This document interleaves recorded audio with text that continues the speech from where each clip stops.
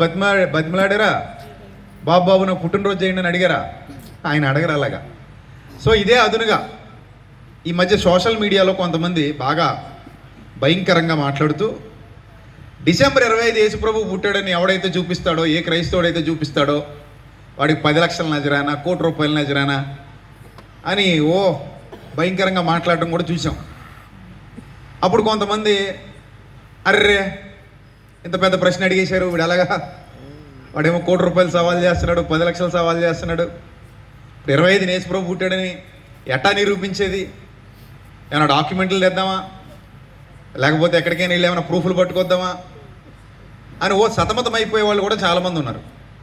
ఇక్కడ పాయింట్ ఏంటంటే బాగా అర్థం చేసుకోండి, యేసు ప్రభువు మాత్రమే కాదు, ప్రపంచంలో ఎంతోమంది ఆరాధిస్తున్న వాళ్ళు, ఎంతోమంది దేవుళ్ళుగా పిలువబడుతున్న వాళ్ళు ఉన్నారు. గ్రీకు పురాణాలలో చాలామంది దేవుళ్ళు ఉంటారు, రోమన్ల పురాణాలలో చాలామంది దేవుళ్ళు ఉంటారు, భారతీయ ఇతిహాసాలలో పురాణాలలో చాలామంది దేవుళ్ళు దేవతలు ఉంటారు, ఆఫ్రికాలో కూడా చాలామంది దేవుళ్ళు దేవతలు ఉన్నారు ఆ కల్చర్లో.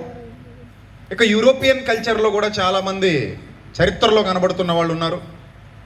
ఇవన్నీ మనం అబ్జర్వ్ చేస్తున్నప్పుడు ఎవరికి కూడా ప్రాపర్ డేట్ అనేది ఉండదు. మరలా